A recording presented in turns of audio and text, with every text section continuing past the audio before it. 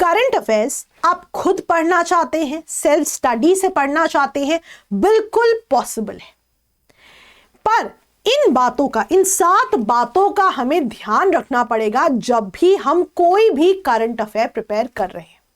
देखिए, जब हम खुद पढ़ते हैं ना, तो हमारी खुद की रिस्पॉन्सिबिलिटी होती है सही डायरेक्शन में जाना।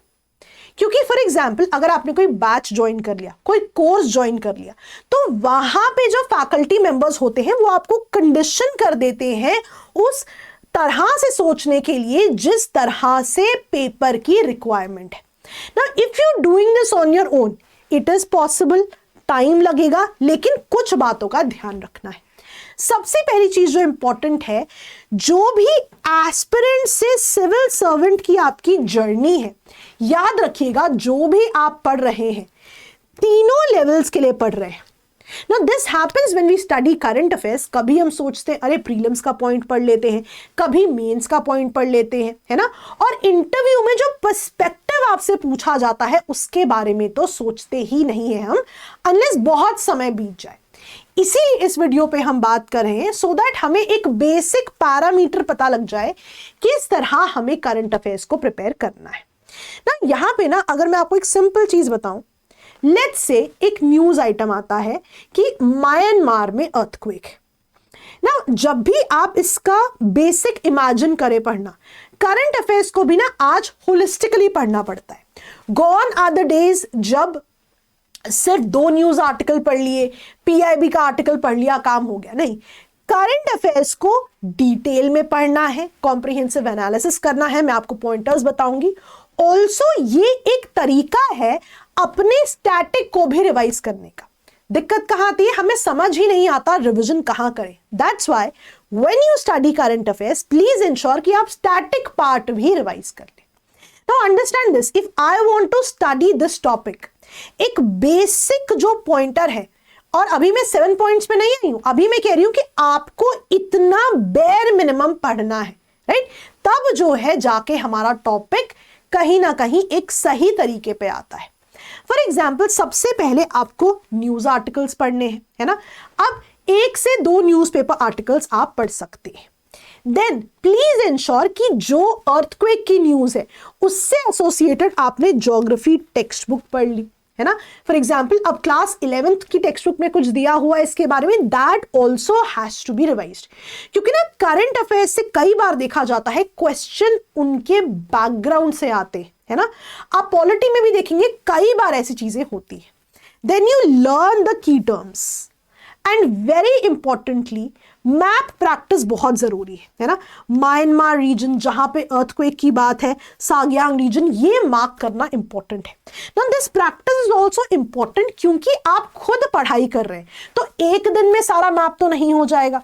तो जैसे जैसे न्यूज आइटम आती रहे ये आपने पढ़ना है। लेकिन अगेन ये जो है बेयर मिनिमम है जो हमें करना है। हमें इन बातों का ध्यान रखना है कि जब हम खुद पढ़ रहे हैं, इट्स वेरी इंपॉर्टेंट कि हम अपना दायरा बढ़ाएं। हमें लग सकता है कि न्यूज तो हो गई, लेकिन दिक्कत कहां आएगी, जब आप 1 दिन 2 दिन 4 दिन फॉलो करेंगे, आप देखेंगे कि न्यूज अर्थक्वेक्स के अलावा भी बहुत चीजें कवर करती है। न्यूज कवर करेगी कि इंडिया ने जो है वहां पे मदद भेजी है, ऑपरेशन ब्रह्मा की बात हुई है। तो यू विल रियलाइज कि कोई भी न्यूज पढ़ने का तरीका एज ए यूपी एस्पिरेंट अपना दायरा बढ़ाना है। यहां से suddenly you have to realize कि news is much more than the headline. जो हमने अभी बात की ये सिर्फ टिप ऑफ द आइसबर्ग है। इट इज वेरी इंपॉर्टेंट कि हम न्यूज का पेपर वाइज आइडेंटिफिकेशन करें। फॉर एग्जाम्पल लेट्स से मैं इस पे आई तो मुझे रियलाइज हुआ अरे यहाँ पे तो हम भारत का उसके पड़ोसी देशों से कैसा रिलेशन है, जो इंडिया एंड इट्स नेबरहुड होता है, उसमें भी पॉइंट्स आ सकते हैं। या फिर लेट्स से ह्यूमैनिटेरियन असिस्टेंस की फॉर्म में, या डिजास्टर को मैनेज करने के लिए जो इंडिया ने मदद भेजी है। तो कहीं ना कहीं आई हैव टू रियलाइज कि पेपर वाइज आइडेंटिफिकेशन बहुत इंपॉर्टेंट है कि कौन सी न्यूज किस पेपर के किस किस एस्पेक्ट को एसोसिएट कर रही है। फिर किसी भी न्यूज में जो भी इंडियन कॉन्टेक्स्ट है वो जानना बहुत जरूरी है। जैसे यहां पे अगर आपने म्यांमार अर्थक्वेक पढ़ा और अगली बार आपने न्यूज में कोई ऑपरेशन की बात करी, तो मान लीजिए आपने पेपर वाइज आइडेंटिफिकेशन अभी नहीं किया, लेकिन हर न्यूज का जो इंडियन कॉन्टेक्स्ट है as per syllabus of course, right, that is very important, क्योंकि सवाल जो है it can be based on that as well, है ना।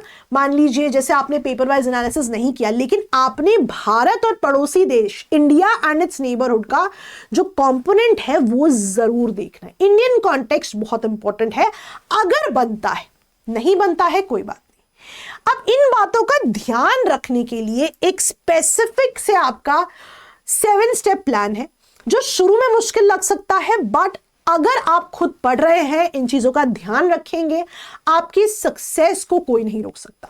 सबसे पहले आइडेंटिफाई द टॉपिक, है ना, कि लेट्स से अर्थक्वेक है तो ये कौन से सब्जेक्ट का रेफरेंस है, geography.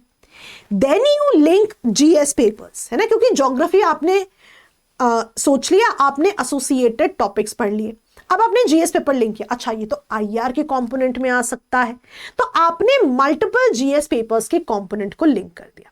Now this is also an opportunity for you to map the region, कि मान लीजिए आपने पढ़ाई शुरू की है, एक काम करते हैं, म्यांमार और उसके पड़ोसी देश जो है ना, जो बाकी पड़ोसी देश है उनको भी मैप कर लेते हैं, सो दैट इंडिया म्यांमार तो मुझे पता लग गया, बाकी देशों की भी जानकारी मुझे मिल जाए, है ना, मैप के पर्सपेक्टिव में।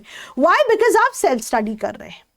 फिर किसी भी इशू का मेंस एनालिसिस पहले करना जरूरी है, क्योंकि फिर आपको उसके बारे में सारी डिटेल्ड इंफॉर्मेशन मिल जाती है।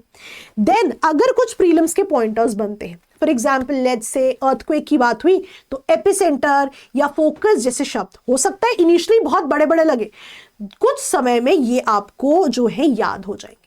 Now PYQ practice is very important. आपको ऑनलाइन भी बहुत करंट अफेयर्स मिलेंगे, तो वहां भी आप देखेंगे कि रेलेवेंट PYQ आपके लिए दिए होते हैं। यू कैन प्रैक्टिस, मान लीजिए अर्थक्वेक से एसोसिएटेड जो प्रीलिम्स का क्वेश्चन है, मेंस का क्वेश्चन है, प्रैक्टिस कर ले। एंड देन आप कहते हैं ना कि आप मल्टीपल न्यूज़पेपर्स क्यों पढ़ें, इट इज टू ब्रॉडन जो आपका पर्सपेक्टिव है, क्योंकि अगर हम ये करेंगे तभी हम प्रीलिम्स मेंस इंटरव्यू की प्रेप तक पहुंच रहे हैं। और मैं दोबारा कह दूं, सेल्फ स्टडी से पॉसिबल है, समय लग सकता है लेकिन पॉसिबल है। तो इसका आप जरूर स्क्रीनशॉट ले लें, आपको बहुत मदद होगी अपने नोट्स को बनाने में।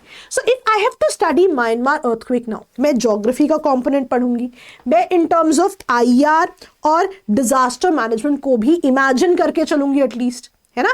That is how you do self study का पार्ट। मैप क्वेश्चन, अच्छा कई बार ना कुछ चीजों से एथिक्स केस स्टडी वाले टाइप क्वेश्चन भी आते हैं, है ना।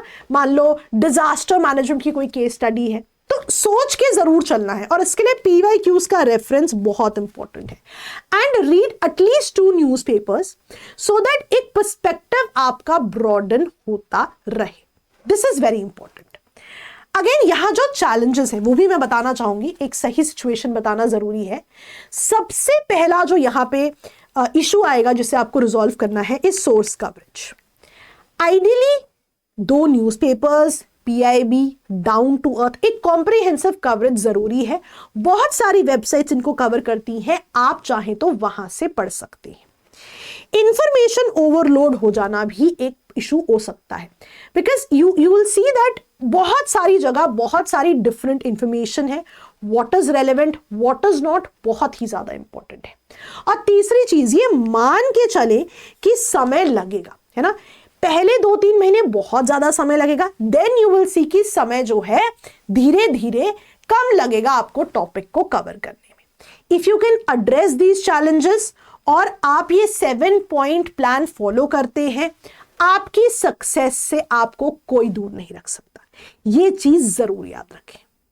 However, before I leave, मैं जरूर आपको हमारे करंट अफेयर बैच के बारे में बताना चाहूंगी।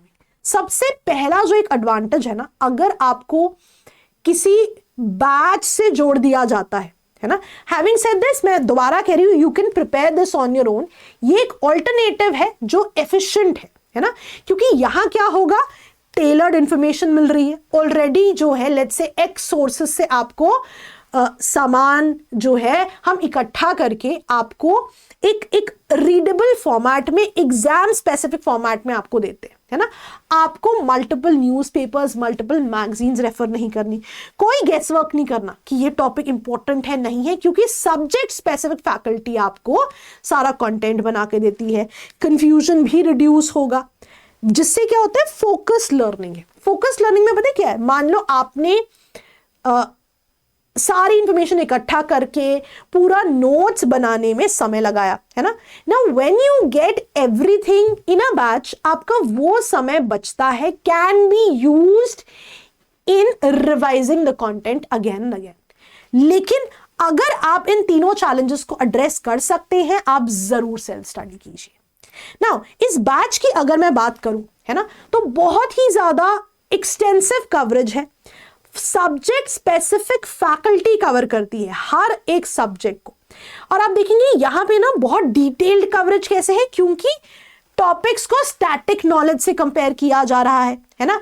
अगेन आप देखोगे पर्सपेक्टिव्स मल्टीपल डिस्कस किए जाएंगे, आप लाइव अटेंड करेंगे। दैट मीन्स जो भी आपके डाउट्स है, कंसर्न्स हैं, वो भी साथ के साथ एड्रेस कर दिए जाएंगे। बहुत ही होलिस्टिक प्रोग्राम होता है, हर साल बहुत से बच्चे इसका पार्ट बनते हैं। आप भी इससे जरूर जुड़े, आपकी तैयारी जो है बहुत ज्यादा फोकस्ड और एफिशिएंट हो जाएगी। तो जरूर इसकी जानकारी लें। Best of luck, bye bye.